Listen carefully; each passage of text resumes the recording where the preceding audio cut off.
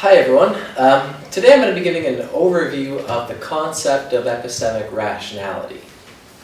And just very quickly before getting into it, I want to point out that a lot of people often talk in terms of rational beliefs or justified beliefs, and they talk about rationality and justification interchangeably. And I'm just going to do that here as well. And so when I go back and forth between talk in terms of rationality and justification, I'm going to be talking about the same general concept throughout. So epistemic rationality is it's a super interesting topic with implications for many subdisciplines of philosophy, including especially ethics and action theory. So the general idea of epistemically rational beliefs is that they're beliefs which are held in the right kind of way, or they're held in an epistemically permissible fashion. Okay. So judgments of epistemic rationality, they're judgments of rationality, and they're judgments which are made from an epistemic point of view. And there are two central features of the epistemic point of view. The first is that it contrasts with a practical point of view, and the second is that it has to do with having beliefs which are true or having reasons to think that our beliefs are true. Okay. So in this lecture, we're going to distinguish epistemic and practical rationality. We're going to look at evidentialist and instrumentalist approaches to explaining epistemic rationality. And we're going to look at the distinction between what are often called propositional and doxastic rationality or justification. And we'll wrap up by looking briefly at the distinction between internalism and externalism in epistemology. So first of all, epistemic rationality and practical rationality. So imagine that you want to have a glass of orange juice. In fact, you put a jug of orange juice in your refrigerator this morning and you've got a clear memory of having done so. As a result, you believe that you've got orange juice in the refrigerator, and you believe that the way to satisfy your desire for a glass of orange juice is to get up and go to the refrigerator and pour a glass. These are rational beliefs because you've got a clear memory of having put orange juice in the fridge. Okay. And it's practically rational for you to go ahead and get up and go to the fridge and pour yourself a glass of juice, because that's what's going to satisfy your desire, and there's no important side effects, harmful side effects, which will result from taking this course of action. So we can see it's clear that there are at least two kinds of rationality, the practical and the epistemic. But we need to be careful in how we're going to distinguish the two kinds of rationality. Reflection on examples like the case where you want the glass of orange juice might push us toward thinking that epistemic rationality is just the rationality of beliefs, and practical rationality is just the rationality of actions. Okay? And people do sometimes talk this way. But it's not quite right. And the reason why it's not quite right is that beliefs can be evaluated from both a practical and an epistemic standpoint. Okay. So here is a kind of case which epistemologists sometimes talk about. This one I take from John Hale's paper, Believing Reasonably. So in this example, Alexei has very good evidence for thinking that his wife, Anna, is having an affair. Now Alexei's marriage is extremely important to him, and he wants to preserve it at all costs. And Alexei knows himself. He knows that if he believes that his wife is having an affair, then he will treat her coldly and disrespectfully, which would only precipitate the end of their marriage. So suppose that Alexei manages to continue believing, in spite of the evidence to the contrary, that Anna isn't having an affair after all.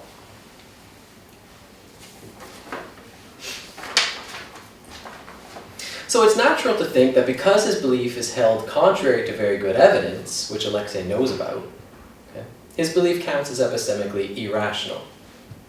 But because he needs to believe that his wife is not having an affair in order to preserve his marriage, and he wants very badly to preserve his marriage, then it seems like all things considered, it's a good thing that he continued to have this belief. So we might want to say that it's practically rational for Alexei to believe that his wife is not having an affair.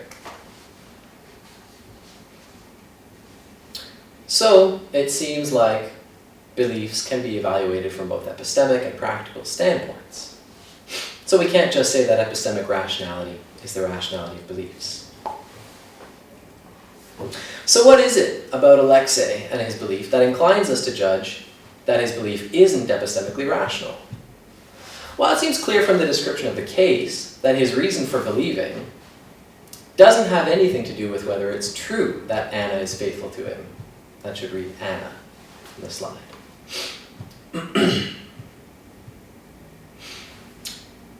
So cases like Alexei and Anna's, they push us toward thinking that epistemic rationality has to do with believing in such a way that one's beliefs are likely to be true, or that you have reasons for thinking that your beliefs are likely to be true. Whereas practical rationality has to do with believing or acting in such a way that one will achieve one's practical goals, or one will live well, or something like this. So the lesson to draw from cases like these is just that epistemic rationality is importantly bound up with considerations which bear on the truth of our beliefs. Okay. So one way to take the lesson of cases like Alexei and Anna's is just to say that beliefs are epistemically rational when, and only when, they're what the evidence supports, while factors relevant to determinations of practical rationality are not restricted to evidential considerations. So this evidentialist approach to epistemology, it's a fairly natural and popular approach among contemporary epistemologists. So Earl Connie and Rich Feldman famously defend what they call this evidentialist thesis. This is in their evidentialism paper from 1985, reprinted in their book, Evidentialism, Essays in Epistemology. So the thesis is EJ for epistemic justification. EJ. So doxastic attitude D toward proposition P is epistemically justified for a subject S at a time T, if and only if having D toward P fits the evidence S has at T. Where a doxastic attitude is just a belief state. So believing that P, disbelieving that P, suspending judgment on P. These are paradigmatic doxastic attitudes. So EJ here, this is pretty much the characteristic evidentialist claim. Yeah, you're justified in believing, or you epistemically ought to believe just what the evidence supports. And a normal way to understand what the evidence is as follows. So the evidence which a subject S has for a proposition is whatever is contained in S's cognitive point of view or in S's mental life, which bears on the truth of P. It's a fairly normal way to understand what evidence is. So for example, if Sam has an experience of waking up, going out onto her porch, and she sees what seems to be a sunrise, Sam now has good evidence for the truth of the proposition that the sun is coming up. Of course, it's not infallible evidence. I mean, you could be hallucinating, or you might have wandered out onto a very elaborate and convincing movie set where they have a sun coming up. So it's not in fact the case that there's a sunrise happening, but you might have an experience as though the sun was rising. So evidence doesn't provide us with experiences don't provide us with infallible evidence for the truth of propositions. But nevertheless, if you have an experience as if the sun was rising, this does make it very likely that the sun is rising, and so the experience does provide you with evidence which supports your belief that the sun is rising.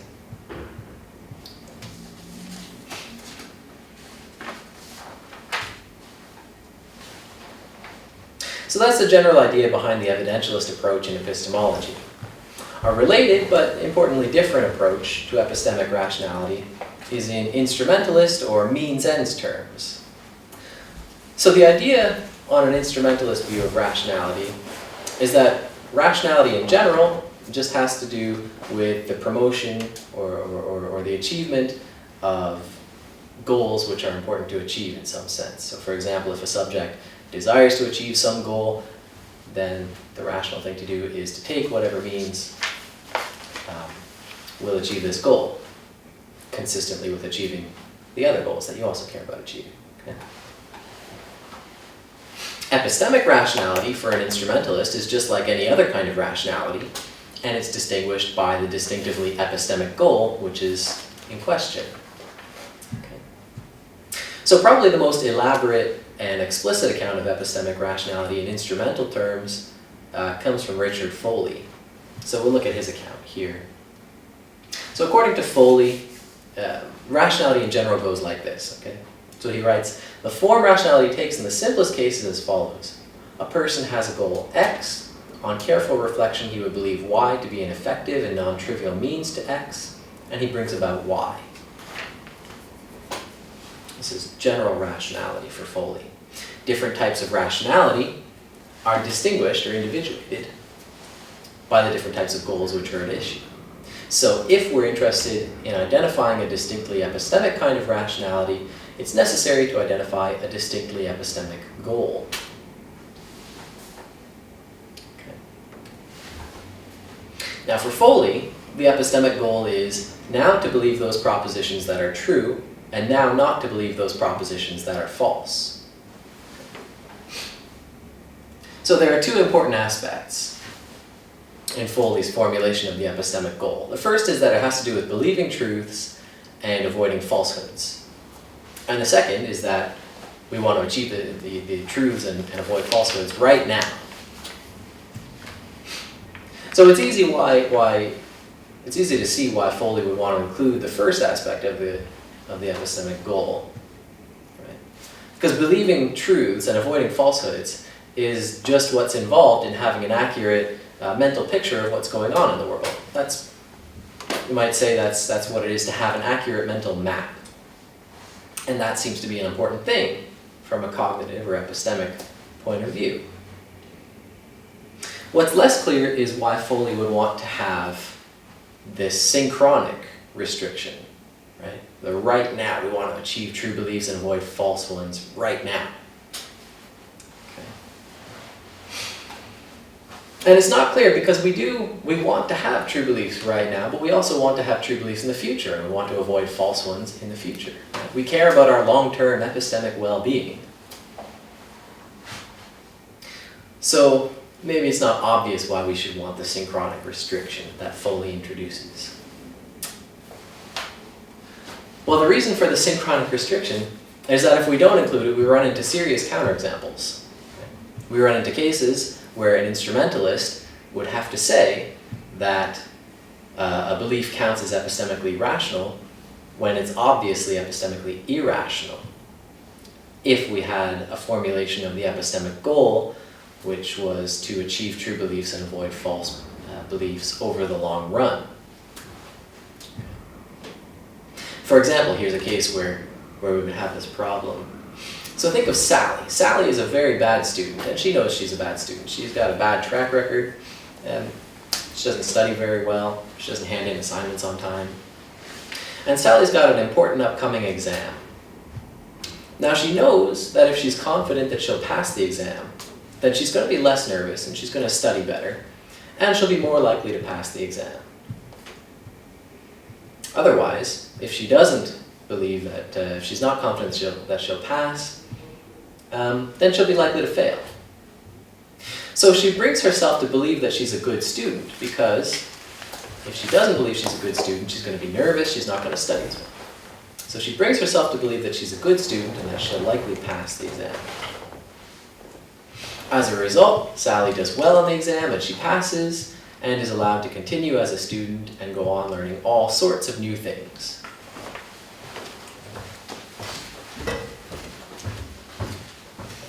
Now, Sally's belief, it seems to be pretty obvious that it's epistemically irrational, because, I mean, she's just got a mountain of evidence about her own track record as a student, and she knows that she doesn't generally study very well. She knows that she's probably not going to do very well on this exam. But her belief seems to be a necessary means to achieving an important long-term epistemic goal, right? So because Sally was able to believe that she's a good student and that she would likely pass her exam, she became less nervous, she studied better, and she was able to pass the exam, stay in school, and continue learning all sorts of new and interesting things in the future. So if we wanted to be instrumentalists about epistemic rationality and we wanted to say that the relevant epistemic goal is a long-term one of achieving true beliefs and avoiding false ones, then we would have to say that Sally's belief counts as epistemically rational. Because even though it's a false belief, and it's one which Sally has good evidence for thinking is false, still, it brings about so many other interesting true beliefs in the future, which Sally would have missed out on if she didn't form this evidentially unsupported belief. Okay. So this seems like it would be a problem case, a serious problem case, if we wanted to be instrumentalists and adopt a long-term epistemic goal of achieving true beliefs and avoiding false ones. So it's a reason for accepting Foley's synchronic restriction on the epistemic goal, because the synchronic restriction handles this case, okay? Sally's belief does not serve the goal of now getting true beliefs and avoiding false ones, because it's a false belief, and it's one, moreover, which Sally has good evidence for thinking is false.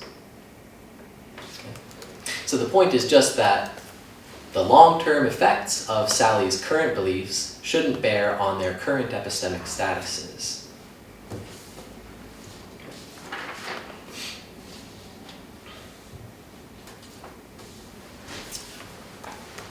So that's a reason for instrumentalists about epistemic rationality to accept this synchronic restriction.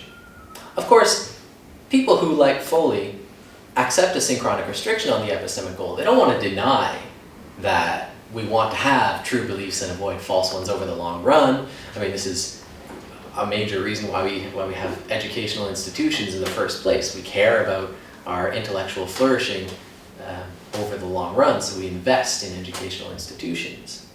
So the point isn't to downplay the importance of having true beliefs over the long run. It's just that considerations about how well you do over the long run doesn't bear on how well you're doing now. They're just separate questions.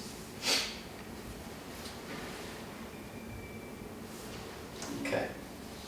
So I started off talking about evidentialism, and then I started talking about instrumentalism as an alternative, or a relative, but an alternative to evidentialism. But it's important to see that the two positions don't need to be hostile to each other. Okay? So I'm just going to point out one way in which the two views might fruitfully be brought together, and one way in which they might diverge. Okay.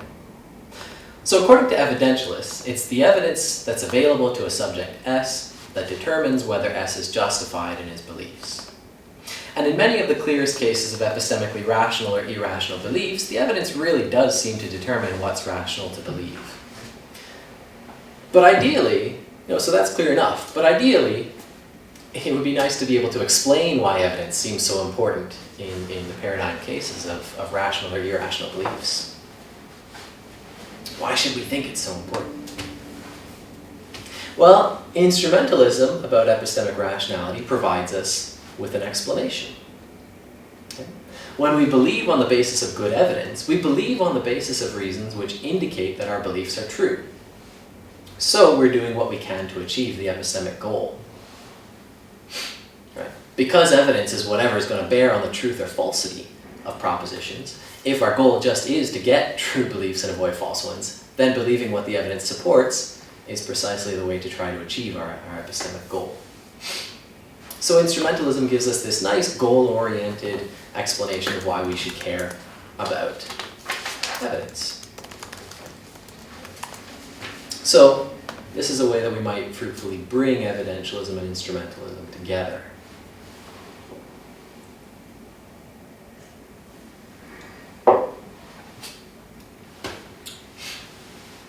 But there are problem cases. So here's a kind of case that might give us trouble. This one also comes from Richard Foley from his book Working Without a Net. So suppose that you know that you'll get your degree if you pass the final exam. It's another exam case. Okay? So you currently neither believe nor disbelieve that you'll pass the exam.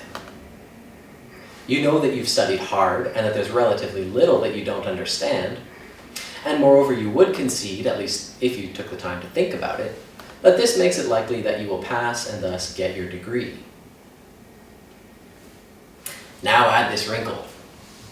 In an attempt to teach you humility, your examiners will alter the exam, making it much more difficult if you come to believe that you'll get your degree. Indeed, they'll make the exam so difficult that you're unlikely to pass. Moreover, the examiners are able to anticipate your belief, and thus they're able to ensure that if you come to believe that you'll get your degree, the onslaught of belief and the alteration of the exam are simultaneous. And finally, suppose you know all of this. You know that the examiners are prepared to act in this way. So this is a problem case because you've got evidence for the truth of a proposition, but it's impossible to form the belief which the evidence supports without destroying the evidence itself. So what should we do in a case like this? It's not clear. Well, consider what an evidentialist would want to say, and it's not clear how an evidentialist should handle the case. So for example, it doesn't seem like an evidentialist should want to say that you should form the belief that you're going to pass the exam and get your degree, because as soon as you form the belief, you will cease to have evidence which supports the belief. So it's not possible for you both to continue to have the evidence which supports the belief that you'll pass the exam and get your degree, and also believe that. So believing doesn't seem like an option. Maybe disbelieving is a better option. But that doesn't seem right from an evidentialist perspective either, right?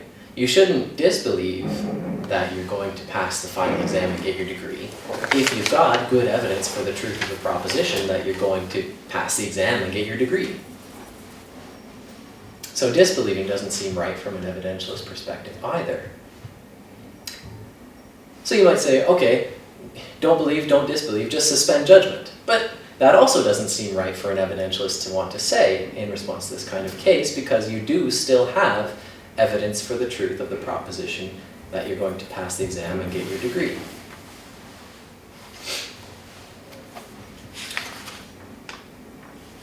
So it's not clear what an evidentialist should want to say in response to this kind of case. This is also a problem case, this exam case. It's a problem for instrumentalists as well, but there are options an instrumentalist might want to take to get around the problem. So for example, an option might be to modify the epistemic goal just a little bit. So we might say, this is the real epistemic goal that we should want to achieve. It'll be now to believe truths and not to believe falsehoods, except when there's no option available which would achieve that goal.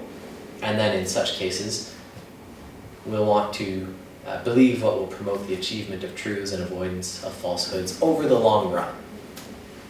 Okay. So, in response to the exam case, if we're going to be instrumentalists and we want to adopt this goal, then, well, it's not possible to achieve the goal of now believing truths and not believing falsehoods, or at least it's not possible to adopt a belief which we can reasonably expect to achieve this goal. Okay. But maybe we can still adopt a goal which will be, we might still be able to adopt a belief which will be likely to promote the achievement of truths and avoidance of falsehoods over the long run.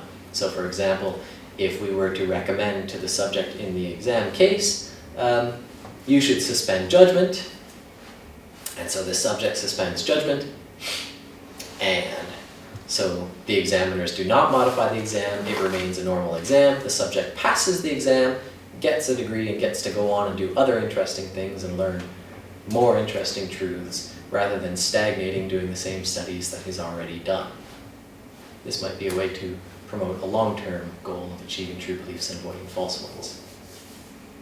So this is just a possible instrumentalist response to this problem kind of case.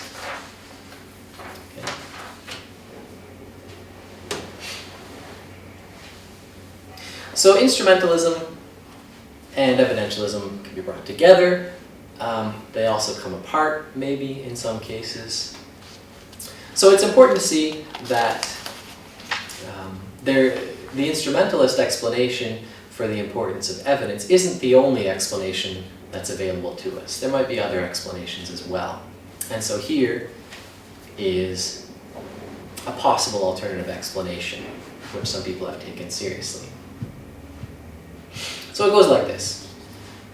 Look, we don't seem to be able to form beliefs except on the basis of what we take to be good evidence. We just don't seem to be able to do that. I seem to have very good evidence for the truth of the proposition that there are chairs in this room. I mean, I see all kinds of them, and I certainly seem to be sitting on one of them.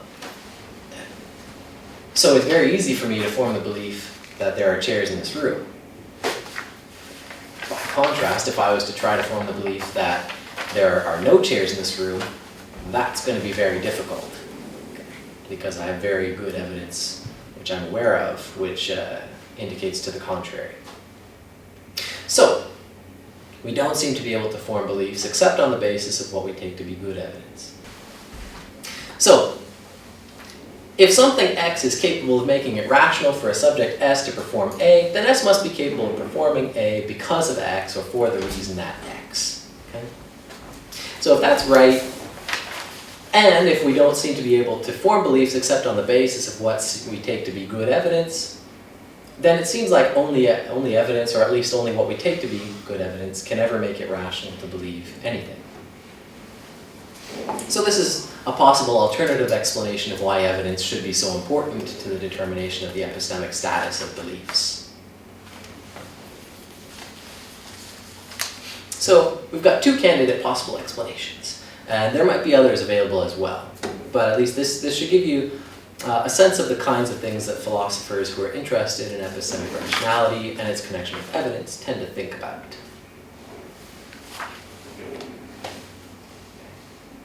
Okay, now there are two more points that we're going to look at today. The first is the distinction between what's usually called propositional and doxastic rationality or justification. Okay. And the second is going to be the controversy between internalists and externalists about justification. So, propositional and doxastic justification. This is an important distinction. And we can get at the distinction by looking at the following case. And I take this case from John Turry's paper on the relation between propositional and doxastic justification. So the case goes like this. Imagine two jurors, Miss Knowett and Miss Nott, deliberating about the case of Mr. Mansauer. Now both jurors have paid close attention throughout the trial. And as a result, they both have good reason to believe that Mansauer is guilty. So each juror goes on to form the belief that Mansauer is guilty, which he in fact is. Miss Knowett believes that he's guilty because of the evidence presented during the trial, and she paid good attention during the trial. Miss Nott believes that he's guilty because he looks suspicious. So what's going on in this case? We've got two people, and they both have a belief, and they both have good evidence for the truth of their belief. But whereas Miss Knowett seems to be in a good position to have knowledge, she seems to be in a good position to know that Mansauer is guilty, because she forms her belief on the basis of the good evidence which she has, Miss Nott doesn't seem to be in a position to know that claim. And this is because she believes that he's guilty for a bad reason. There's something importantly wrong with Miss Nott's epistemic behavior. So the standard way to put the point is to say that Miss Nott has what we call propositional justification. She possesses good reasons for believing that Mansauer is guilty. But because she believes on the basis of a bad reason instead of a good one, her belief isn't fully justified. So she lacks what we call doxastic justification. So this is what we have. A subject S has propositional justification for P only if S possesses a good reason R for believing that P, whether or not S believes that P on the basis of R, or indeed whether or not S believes that P at all. And a subject S has doxastic justification for the belief that P only if S holds the belief that P on the basis of a good reason R. Okay. So it's a fairly straightforward distinction, in fact, between propositional and doxastic justification. It's just a little bit of jargon that we use to dress it up. And finally, internalism and externalism. Okay. So, internalists about epistemic rationality or justification are people who think that in order for your belief that P to be justified, there's got to be some good reason for believing that P, say R. And R has to be internal to your cognitive perspective. And there are two important types of internalists. There are mentalists and accessibilists. So according to mentalism, a reason R is internal to your perspective only if R is part of your mental life, say if it's a belief or an experience or a memory buried deep in the fog of your past but still present in some vague way. According to accessibilists, on the other hand, a reason R is internal to your perspective only if R is accessible to you, in the sense that you're aware of R, or you could become aware of R just by thinking about it. Now, mentalism and accessibilism, they're both very closely related, and you can see why people would call them internalist views. It's because they're views about justification according to which you need to have reasons, and the reasons need to be internal to you in an important sense. Mentalism is a little bit broader than accessibilism, though, because there could be elements in your mind or in your mental life which are there but which are not accessible to you. So buried memories which are so long in the past that you simply can no longer call them up anymore would be a kind of reason which a mentalist might condone but an accessibilist might deny. Externalists, by contrast, they deny that you need to have reasons in either the mentalist or accessibilist sense. So externalists come in many stripes, but here are two which have been important for recent epistemology. What we might call a reasons externalist view. So according to a reasons externalist, beliefs need to be supported by good reasons, but good reasons don't need to be internal to a subject's perspective. So good reasons could be out there, say they could be accepted propositions in the scientific community, or they could be propositions which are written down in an encyclopedia which you possess, or something like that. And the second important kind of externalist view is what's called reliabilism. In its simplest form, reliabilism is the view that beliefs are justified if and only if they're produced by reliable processes, where a reliable process is one which has a high output ratio of true to false beliefs. So for example, if you learned something back in high school, and your belief that you learned back in high school might be very well justified, because learning things in high school is a more or less reliable way to come by your beliefs. But maybe you've forgotten entirely where you've gotten this belief from.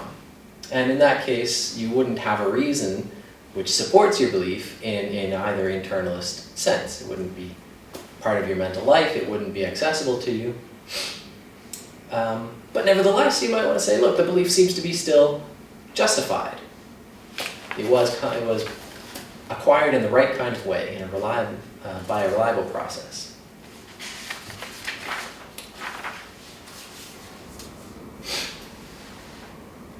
So why would you be either an internalist or an externalist? You might wonder. So here's just a couple of quick motivating reasons why you might accept either view.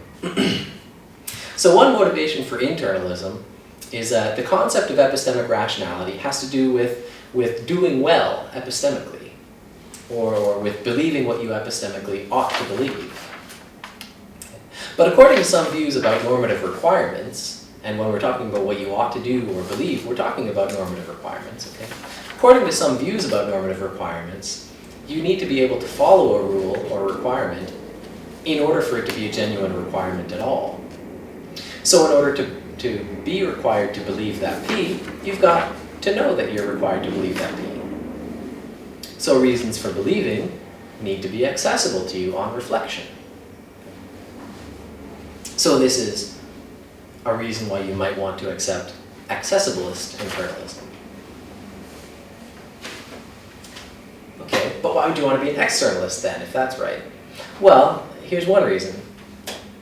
A lot of us think that small children and animals seem to have justified beliefs. Okay? But little kids, they don't seem to have reasons that are available to them in the senses in which internalists require. Right? Little kids just have beliefs and they just come by them. And they do typically come by them in more or less reliable ways on the basis of sense perception or just getting them from what your mom tells you.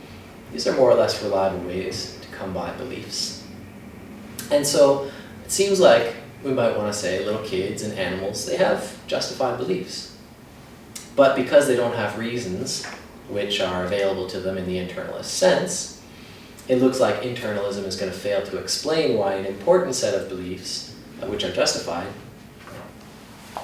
is going to fail to explain why they're justified. So, obviously that's only a bare bones sketch of internalist and externalist views, and there's plenty more to say to flesh them out and to try to overcome the problems with them. But that should be enough to give you the flavor of the views. And so that is all for this overview of the concept of epistemic rationality. Thank you very much.